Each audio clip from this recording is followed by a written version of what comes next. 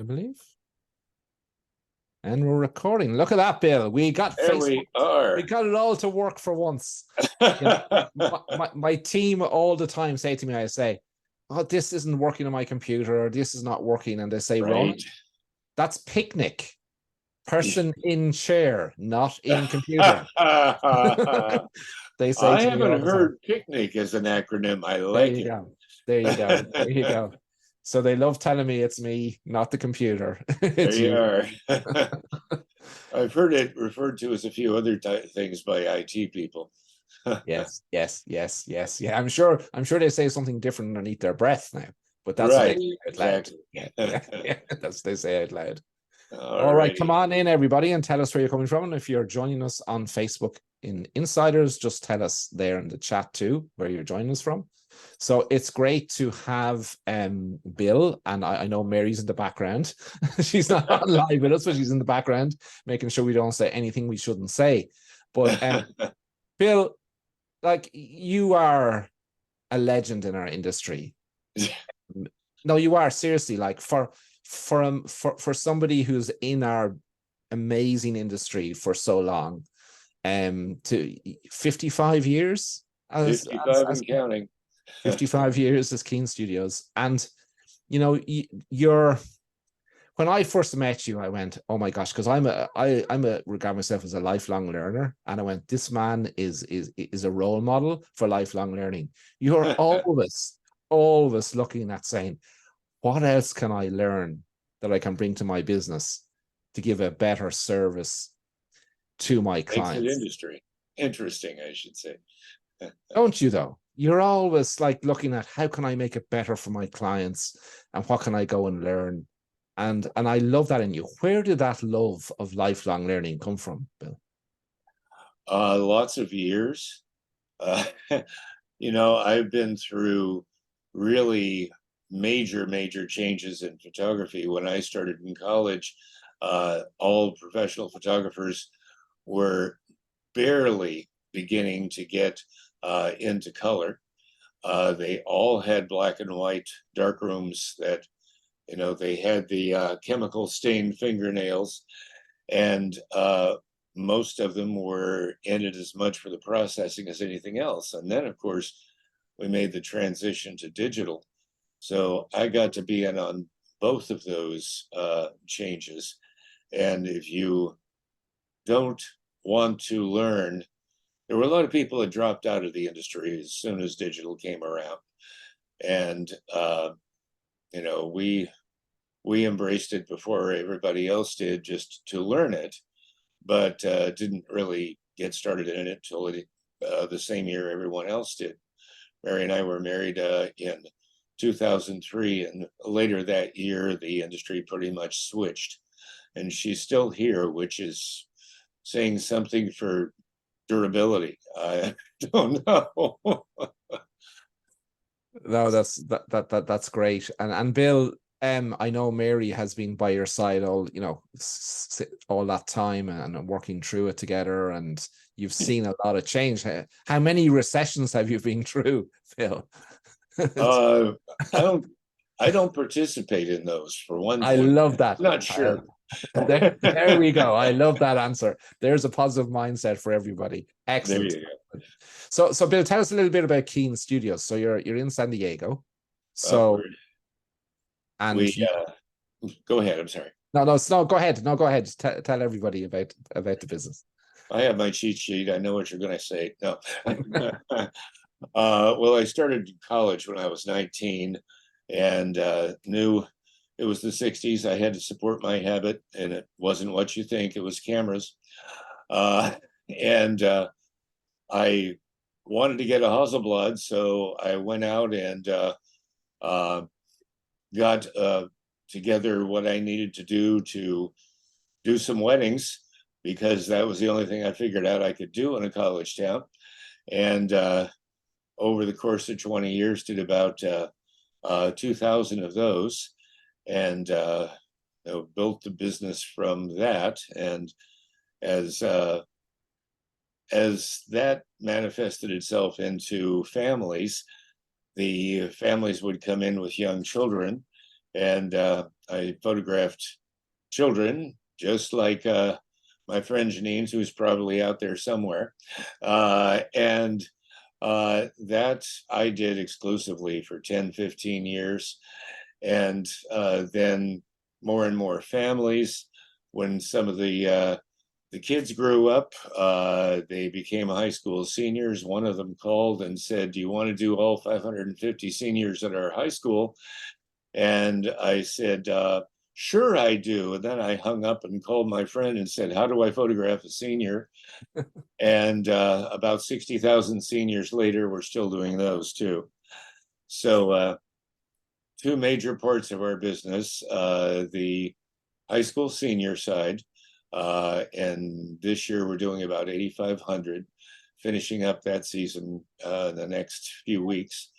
And then year round, we do, which is more my active side, the Legacy Family brand, which is about 10 times more expensive than the seniors, and just done weekends a little bit more exclusively. So that's it in a nutshell. All right. So I know in the US do they call high school seniors, is that called volume photography, or is that It what is you in our guys case call? for darn sure. Okay. Yeah, I would call it that, yes. Okay. And in the families, do they typically come from your high school seniors, or Oh, is no. it no? No, in the US, high school seniors are done two ways. One is non-contract, which you hear a lot about in imaging and in conventions, because there's a lot more direct marketing involved. Somewhat larger studios, and all on the coasts. If you pinpointed where contract photography happens, it's in the larger cities, up and down both seaboards and in the Gulf Coast. But inland, it's more non-contract. So in San Diego, everything is pretty much done on contract. We started out with one school that changed into three, which became five. It was five for years and years. Then it became 6 or 7, and now it's 18. So we photograph a lot of kids. So you must have a big team, Bill. Oh yes. Ask me every 2 weeks when the payroll comes in. Much more people needed to photograph that many people, which gives an entirely different structure to the business, no doubt. The legacy side is very small, very intimate team. We have people in Eastern time zone, Central time zone, and in the Pacific Coast, all working for us mostly remotely, except for those of us who are, of course, physically in the studio. And Bill, for the investment on the legacy side, this is large wall art, right? That is always the plan, yes. But we're aiming at getting as many people in as possible, and developing the interest in the wall art as being the primary thing that we do. And what about marketing then? So for the legacy brand, how do you go about attracting your clients? Well, prior to the big C, COVID, we did everything with third-party alliances. And then, of course, during COVID, everybody was shut down so much. We shifted, as so many people have, to Facebook marketing, and that still accounts for at least 80% of where our legacy clients come from. And on the volume side, then they're contracts that you negotiate every X number of years or whatever. Right. Yeah. We have agreements with several different school districts, and within those districts, the schools are automatically given our names as a possible source for doing senior portraits. We're a little bit different in that market because we're we do only high school seniors. We don't do any younger classes. So we cooperate with a couple of other really high volume operations to where they don't do seniors and we don't do the kids that are younger. And that's one hand washing the other nicely. And just for European listeners, so high school seniors are when they're 17, 18, and they're going to head Right. off to college or university. Yeah.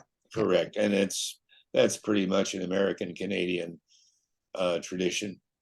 There are very few other age-related celebrations that are not religion related in some way. So this becomes their milestone portrait as they're transitioning into adulthood, leaving home and such. So Bill, with a name like Keane, there must be some Irish blood in your DNA somewhere. Oh, just a wee bit. Good stuff. Good stuff. Good stuff. Oh yeah.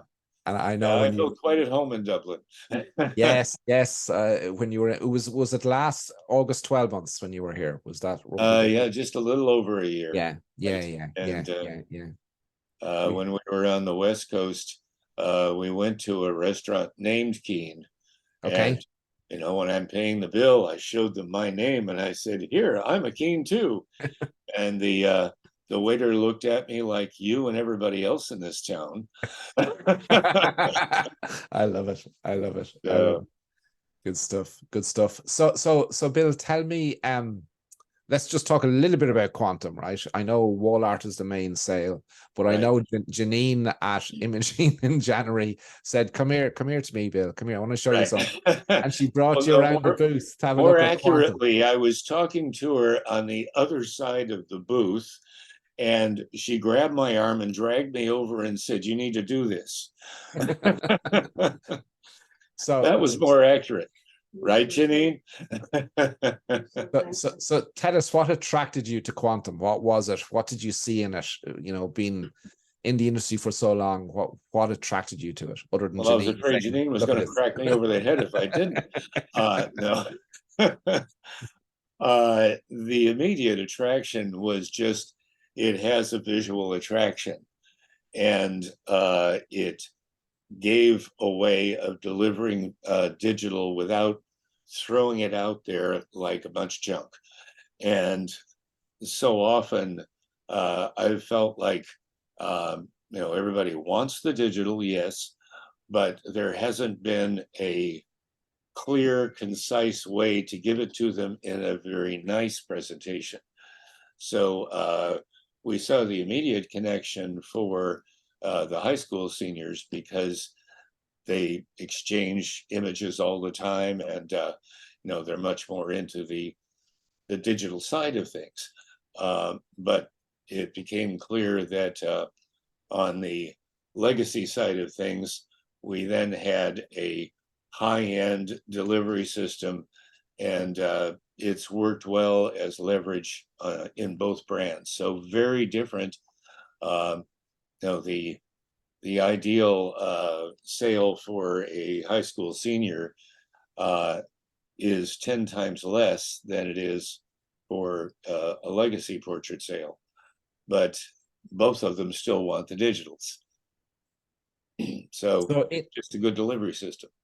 So in the legacy portraits then, so let's say I'm your client and I come in and I invest in a beautiful piece of wall art for that legacy family portrait.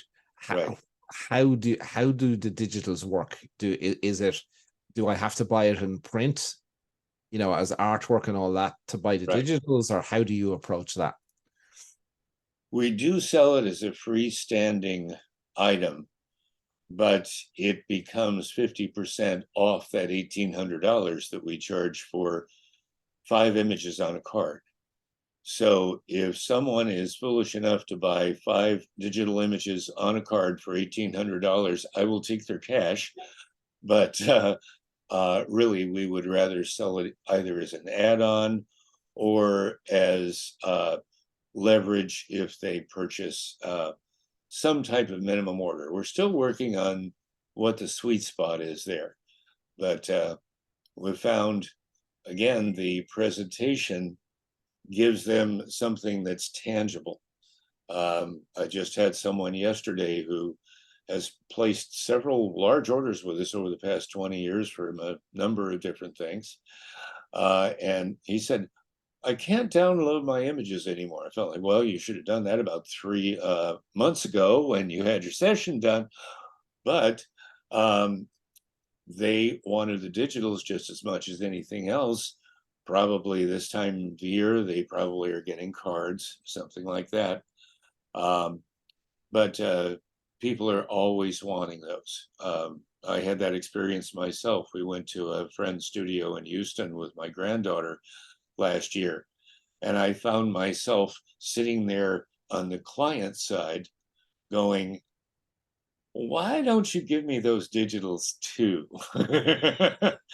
And, you know, I found myself doing what everyone else is doing. A terminology I've heard that is perfect for it is digital hoarding. I only look at 3 or 4 of them, but I've got them all on my phone. Yeah. Yeah. So, All right. So when people come in and they invest in the wall portrait, which is the right, first step that you want the clients to invest in, then right, they can buy additional digitals, and it's in the price list at 50% off if they've already spent a certain amount.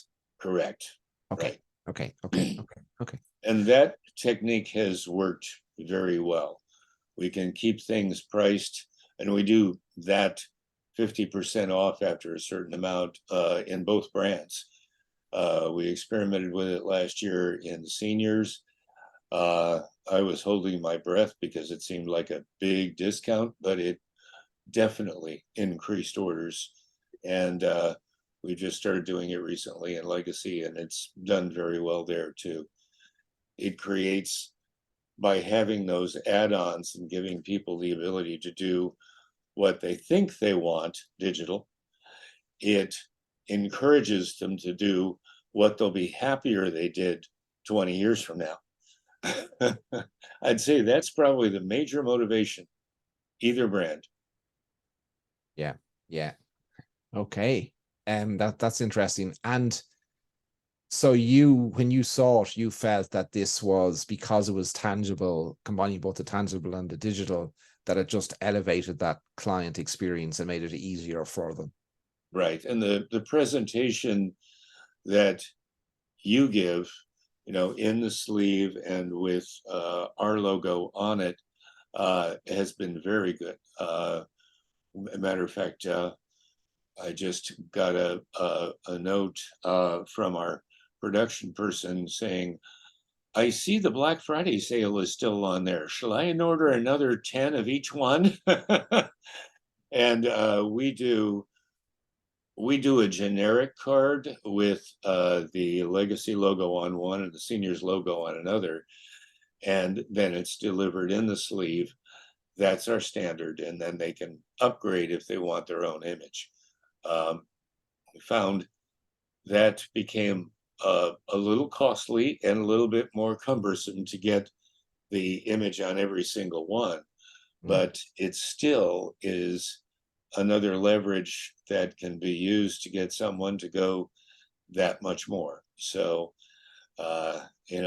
people don't know what they want until after they don't have it.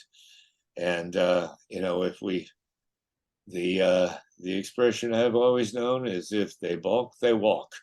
And, once they're out of that room, they start getting cold feet. And, that's always been true long before digital existed. Yes, yes, indeed. So, I think where we've got to with the quantum is that the clients like it. It's an add-on. We want to sell the wall art first because that's what they need, but they Right, think they only want the digitals. right, And you found a way then that when they invest in what they actually need rather than what they want, that there's a price advantage in the digitals for that. But if they pay full price of digitals, well, hey, it's right. all margin, right? Exactly.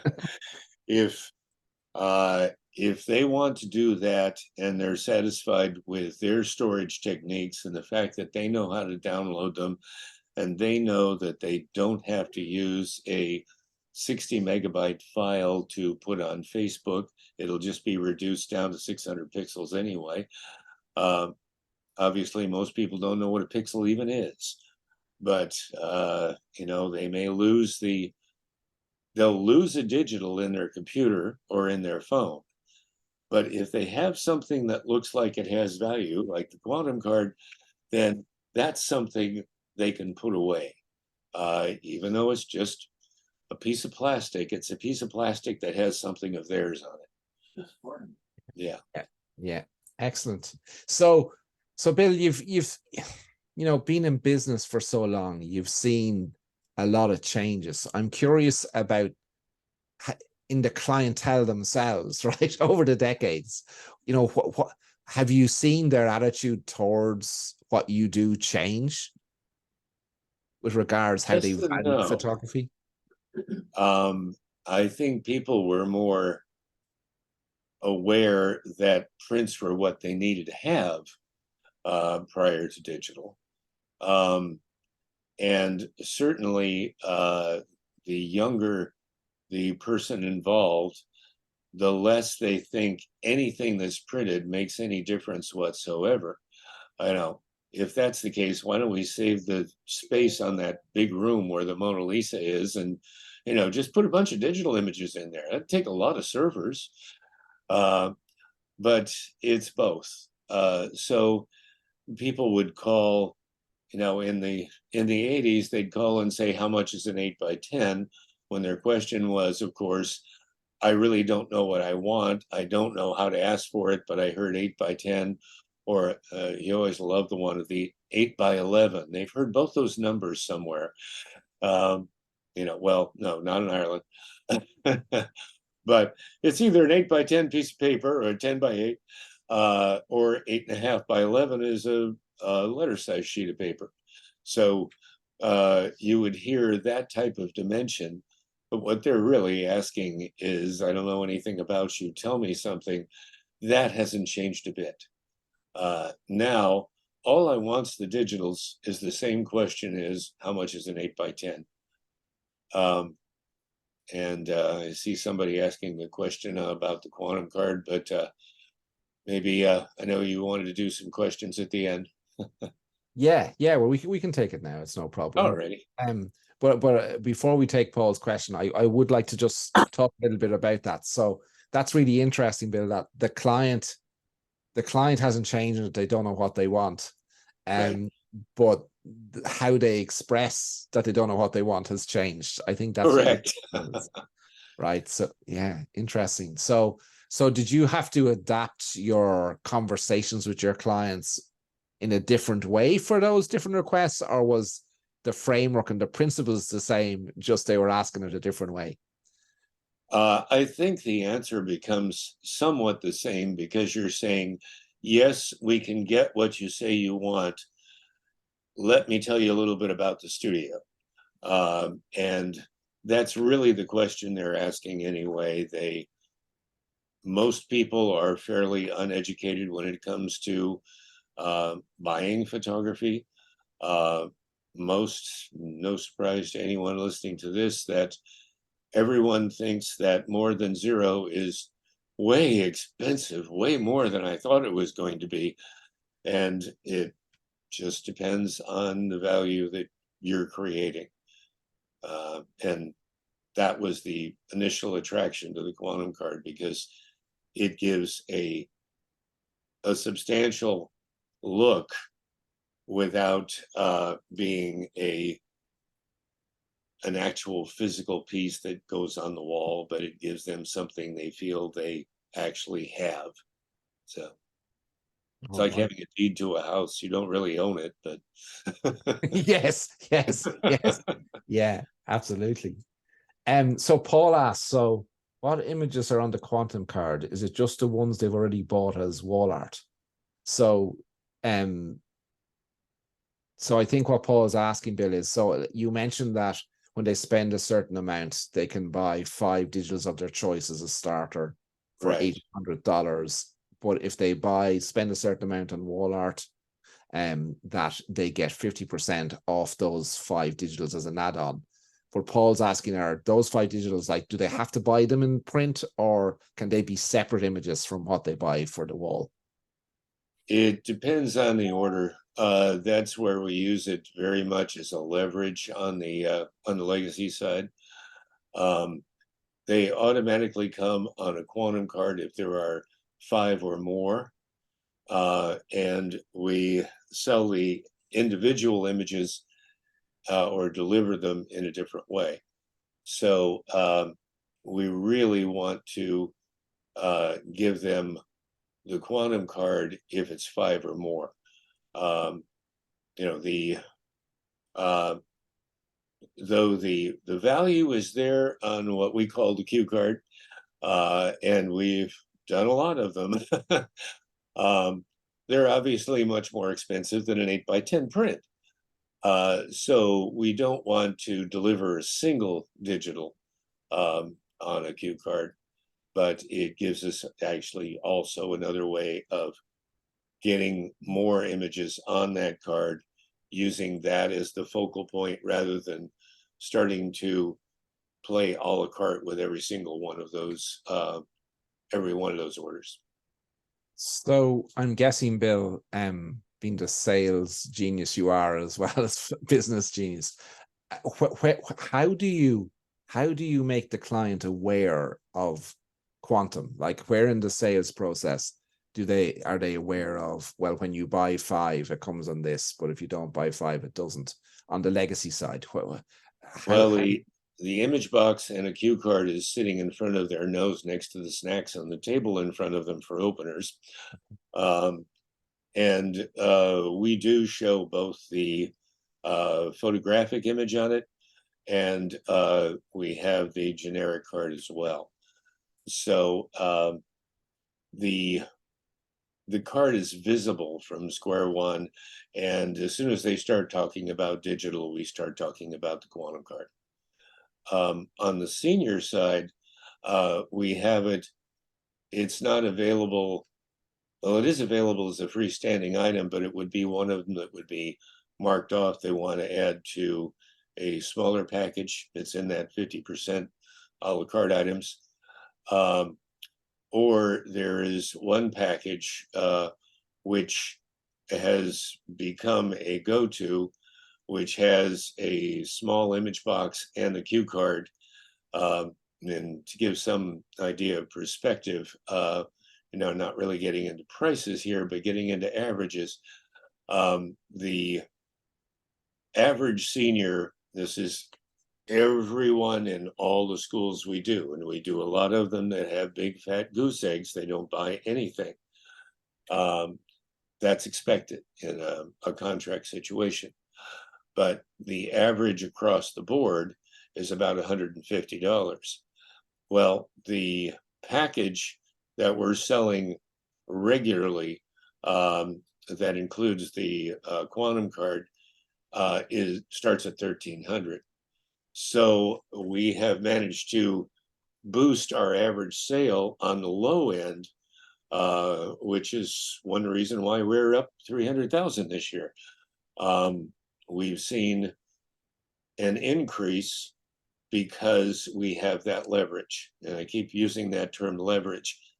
We don't see it as a standalone item. We see it as a way of getting them into other things.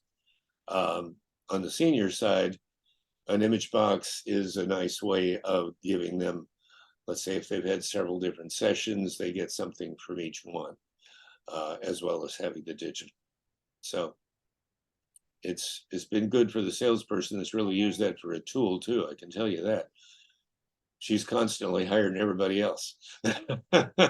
So I'm guessing that where you have, say, a family where there's teenagers or high school seniors in that family portrait, that often I hear photographers say, they're just not interested. They don't want to be there, and they're giving out to the parents, and maybe they're the ones that maybe go wow when they see this. I know Janine has had that with her high school seniors. Right. Exactly. Yeah. they have much more of a reaction to the cue card than they do to a wall portrait, especially if it's got their parents in it. Oh my gosh. Yeah, I know. We've all been there. Yes, exactly. Yeah, yeah, yeah. The eye roll starts just about the time they turn 12. Yes, yes, indeed. Yes, indeed. So, so Bill, you've said that the clients over the decades, they haven't really changed just how they I wish ask. you'd get saying decades like that. It sounds like centuries. Well, it's like It's Bill, true. I saw on the website, right? So 1968 you started. 1968. Okay, so that was a year before I was Richard born. Nixon wasn't even what. It was a year before I was born. So look at that. This call is over, Ronan. But that is amazing, Bill. Like seriously, like when you think about the businesses that survive everything, not only survive but thrive like you have, like it's a remarkable, inspiring story. It really is. It really Well, is. I will say that the curve has not been a gradual one, Yes. but it's surviving the things like going from film to digital and just making several transitions in our primary brands. If you'd told me that we were going to be in senior photography like we are now, even 20 years ago, I would have said you're out of your mind. But we are there. So managing those transitions, Bill, like just being able to see the opportunities, right, and build your business on the back of that ability to see that and make those transitions. Like what does it take to be a person who can do that? Well, if you know the joke about being the zebra that's just fast enough not to be the last one, there's motivation when the lion is chasing you. And I think the transitions have involved, for me, it became clear after doing weddings and starting a bridal show and loving doing weddings for many years. My kids were beginning to grow up. I didn't want to be gone every Saturday, at least sometimes Friday through Sunday. Little did I know that the major time for portrait photography is Friday through Sunday. Oh well. Uh, but the interest in being at a wedding all the time tended to diminish over time, not because it wasn't still interesting, but I noticed there are football is done with an oblong shaped ball, not that round thing you call. But there are very few NFL quarterbacks who are still playing when they're 50. And weddings are a physical sport. So I found it was just, even when I was in my 40s, you get tired after doing 2 or 3 of those in a day or in a weekend. And doing the studio photography, we'd establish the name, and that was the important thing, to establish a brand. And we've been in San Diego for all but my college years as Keane Studios, or some variation on that. So, excuse me.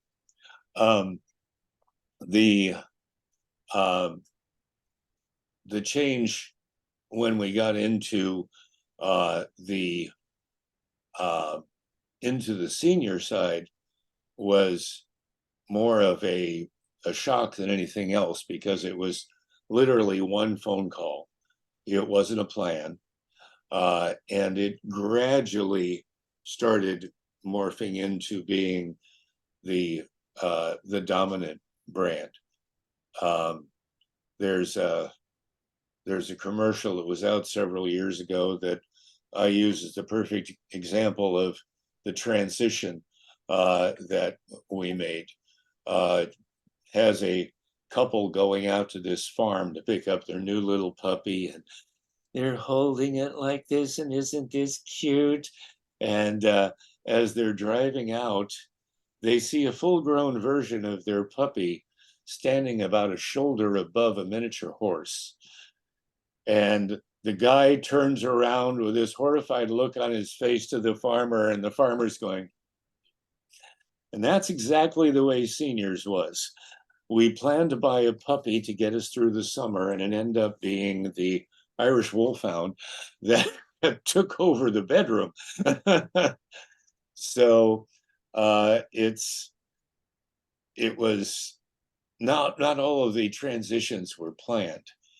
The legacy brand was a way of bringing back families into the fold more.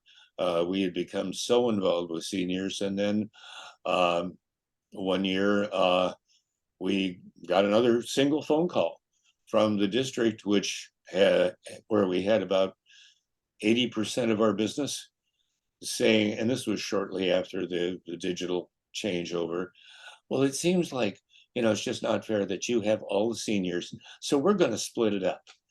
And that did take a little bit of ingenuity, talking to the superintendent of the district and pointing out that he was going to be sending a lot of high school 17-year-old girls unescorted to a 40-year-old's garage in the middle of the night. And you've never seen someone turn so white in their life. I would say that. About a month later, we got the contract back. Funniest thing. That was many years ago. So Bill, there must have been a big learning curve, in terms of learning how to put those contracts together and all that. Was that a big learning curve for you in the business? Like a piano dropping on your head, yes. Because it changed entirely from being about the artiste with the beret and I am my brand, c'est moi, c'est moi. But and with the contracts, it becomes, what can you do for us? How much is this going to cost? And I learned the term RFP, which I had never heard before, request for proposal, and learned how to sit opposite the folks from Life Touch, who still are the big boy in the pen, but now as a division of Shutterfly. But sitting opposite those guys and just hearing the, hey, tell you what I'm going to do for you. And I go, well, we're small, we're local, and we've been doing this for 10 years. We also have this many people who like us, who are your families.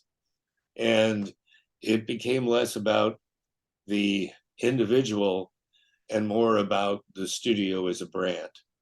So that changed slowly over time.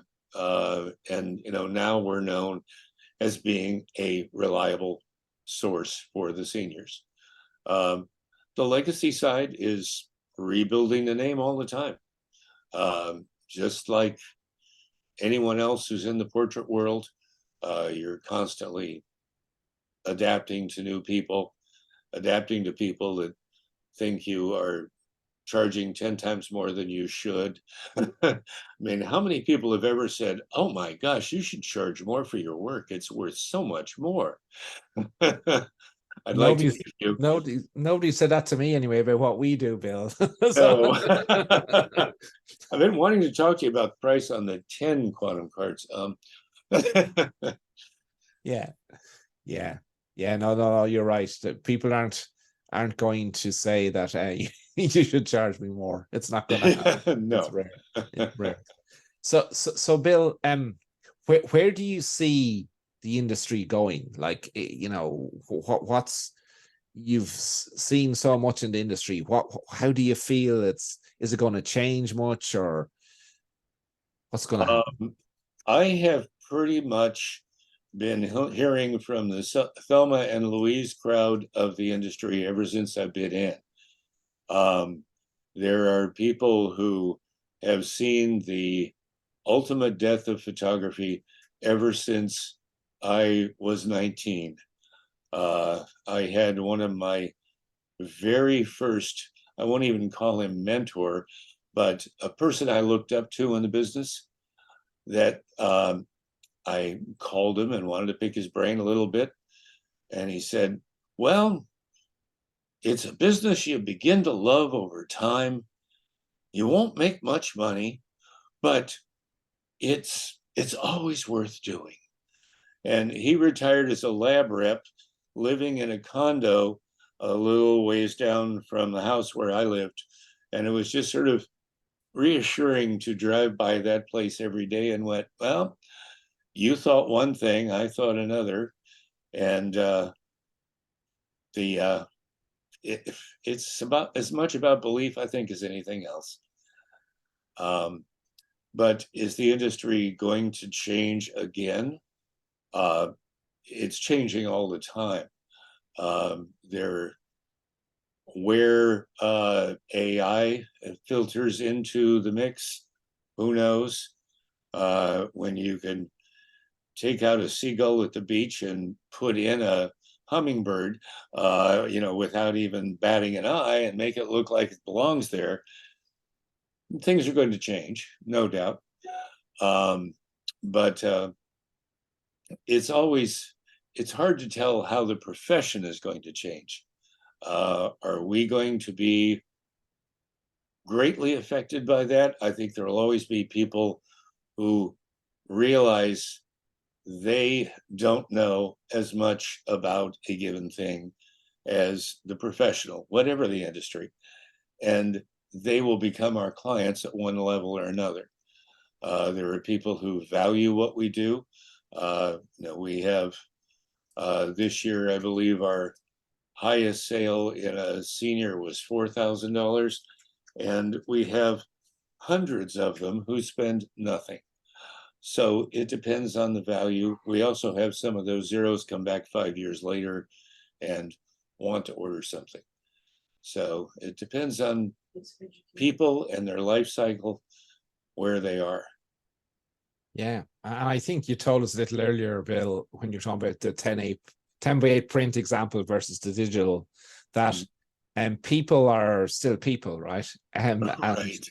And no matter where these things change, where people want to celebrate their family or reconnect with their family and have that reminder, that portrait to remind them of that every day, that's not going to change, right? No. And I was at a conference recently that was talking about AI, and there was these AI experts on, and there was some economists and other people on the panel, and one of them, I actually stole what he said because I've used it on my own posts on Facebook. But he says there's one thing about AI: AI will never be able to give you a hug. And I went, I said, that's amazing. They'll never be able to hug your client. And I said that, that summarizes our industry for us. I think AI will have a lot of advantages, maybe in workflow and all that, but that human connection and our ability to allow people to connect and then see that connection and then photograph that connection, AI is not going to be able to do that. No. And it is the tactile nature of a printed piece, or even bringing the quantum in as a way of delivering the digital. People still like to touch and feel something and know that this is in my world. So I don't think that's ever going to change. Absolutely. And you see it like my daughters who are 20, right? my youngest daughter, she's 20, she's 21 next year. She has her Spotify, right? But she Right. also has her vinyl records. But she Uh-huh. spends far more on her vinyl records than she does on her Right. digital Spotify. But she still wants both, and I think that's an important consideration, because I know our industry resisted for a long time that desire. And I think what you've managed to do is satisfy both those needs for your clients. Yep, that's just about it. And the interesting thing is seeing people walking around now with film cameras around their neck, because it's a different tactile experience. So, Yeah. And the same daughter, when she was 16, those Fuji instant camera things. oh yes, So I one day I was told to go and tell her that dinner's ready. So I knock on the door. She says, yeah. I says, can I open the door? She says, yes, Daddy. So I open the door, and here she had all those Fuji photos as a right. 16-year-old in the shape of a love heart Oh stuck to her yes. wall, stuck to her wall. And I'm just going like, they don't just want digital. No, um, you you actually know, have something to look at. yes, yeah. Yeah. So they want that, those memories that are physical, that they can touch, as you say, can see, and be a reminder, because, as you say, but they want the digital as well, because they live in two places, right? Right, right, very Yeah, true. yeah. And like you said, the hook, that's really what the quantum card is. It becomes a way of drawing them in to what we know, because we've been at it a while, is the important thing. Um, So it helps to simulate a conversation, I think, yes, with them, and so that you can educate them as to what's important and what they need. And yes, when you get what you need, you can have what you want as well. I love i.e., a hook. yes. Yeah, I'm an Irishman. I know you're Irish too. There's Irish DNA a little bit, but Janine sent me this thing last Christmas, and it says, an Irishman, because they can't tell a short story short. So yeah. Boy, that yes. So yeah, so I think I used about 20 lines to describe a hook. You had it in 1 minute. Well, I would usually use 40, so I guess the Irishman doesn't fall far from the tree. That's it. So guys, if you've any questions for Bill, just make sure you put it in the chat, because we'd love to take your questions and be able to answer them for you. So Bill, what's next for Keane Studios? What are you and Mary planning next, or can you tell us? Gee. Stay tuned in a couple of weeks when we flesh out what we discussed with one of our mentors. Well, I wouldn't say mentor, consultants, last night over dinner. It's at some point along the way. I'm still this weekend. I have 8 sessions I'm doing on Saturday, so I haven't exactly retired from the camera room yet, but I'm looking to move out of the camera room environment as such. Over time you become more adept at seeing the bigger picture, and where the ship has been. And if you're high enough up in the pilot house, you can look out and see where the snags may be coming. And it's different every mile you travel. It's just the more miles you travel, the better you know how to handle what's coming next. So we're still looking at expanding a little bit on the senior side. The legacy side is going to expand beyond my ability to come in and do the sessions personally. Matter of fact, while we've been sitting here, I've been seeing my Indeed ads pop up with people that would just love to be a photographer and don't know one end of a camera from another, most likely. But there are people who do have the heart for it, who are out there, and finding those is the most almost more fun than finding the people to be photographed, because you've got to find someone who has who can wear your shirt that you wear so often, including right now, and know what that means and be able to internalize that and not just think it's a fun thing to do. Yeah, it's all about the people that we bring into our world, right? And they Right, have to share your values right. and everything else that you believe. And yeah, I've got that wrong so many times over the years. It took me a long time to figure that one out, but I think we've done well over the last 20 years on that in Well, figuring that. sometimes you have to release them into the wild again. That's it. That's it. That's it. That's it. We don't always get it right first time, right? But yeah, what do they say? Hire slowly, fire fast, I think. Yes. Yeah. Hire slowly, fire fast. So Bill, so let's say I'm a photographer just starting out, right? And I want to build a business.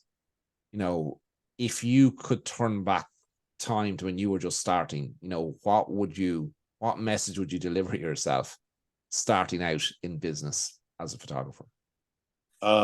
First thing that comes to mind is get out while you can. No. No, um, really not just learning how to take pretty pictures if you're planning on being in a business. You and I have discussed that many times. It's about learning how a business operates and realizing that it has a life of its own. You'll never see a business that is just the individual. It's the clients, even if it's a solopreneur. When we have during our heaviest season, we have about 25 people working with us, and the way those people interact changes year to year, just like a sports team would. You have different personalities. You sometimes have to do a trade mid-season. all of the things that are involved, and as a business develops, it's not a club anymore. It's a professional team. Netflix, who's the owner, Reed Hastings, who started Netflix, said that it was like a professional sports team, not a little league team. You weren't there just to play. You were there to be the best you can possibly be. And that has to be on the business side as well as on the photography side. If the photography is there, the business is not given.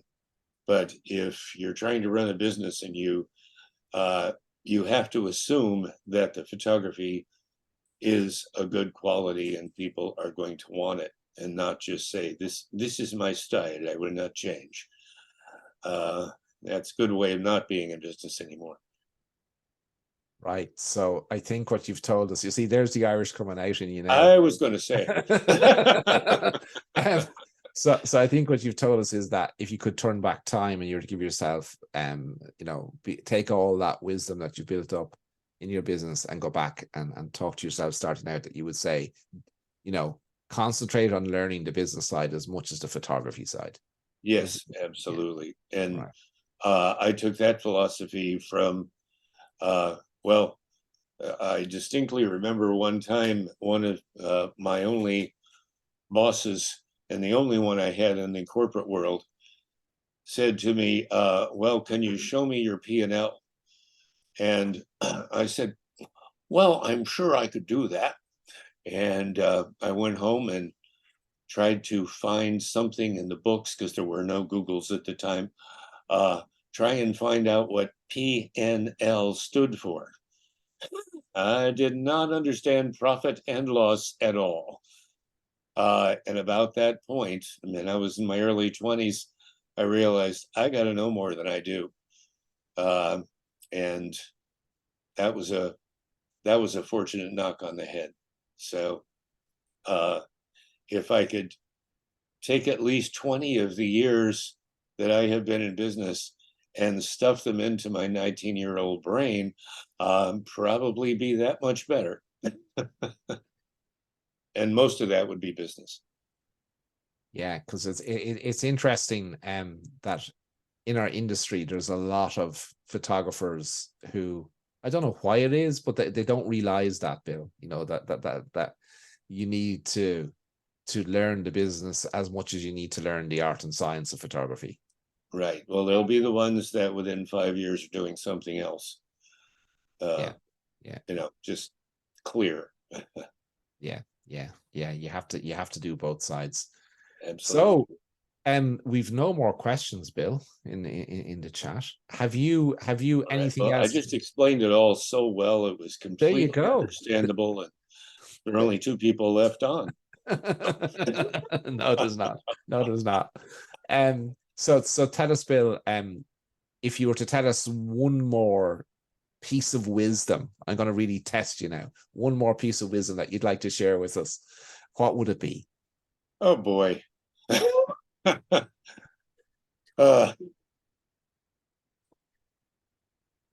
Mary is talking in my ear over here, but I can't hear what she's saying. What you do that I think is very key to your success is you talk to people and you put yourself out there, and you don't just quietly walk away.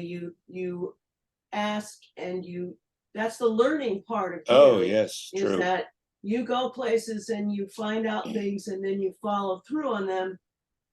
And they don't all always work, but more times than not, it's an excellent connection. Right. Yeah. There we are. See? Thank you, Mary. Like she said. That's Yeah, why he's married. Yeah. Bill, Mary, as you know, like he doesn't like giving himself compliments. But you absolutely grabbed it right. That willingness to learn and get out there and meet people and come back and say, how can I adopt this into my business? You know, that is it. I know, Bill, it is inspirational. Like it is. It's that open. Very few people have that open mindedness that are willing to, you know, continuously strive to drive their business forward. Oh, we do have a question. Paulina has asked a question. All right. You had mentioned that you experimented with senior portrait pricing. Does your pricing menu fluctuate with pricing products, etc.? Constantly. You know, there were always new things that are out there. There are always ways of pricing. Back in the day when I said I don't like to participate in recessions, but I remember there was one in the what was that, the late 70s, where we were paying the ungodly amount of 50 cents a gallon for gasoline and standing in line for an hour to do so, and paying 20% on mortgages. And at that point, if you did not raise your prices 10% every 6 months, you weren't keeping up. Pricing has to be changed constantly. It has to adapt to the client base. It has to adapt to new products. We look at it every single year.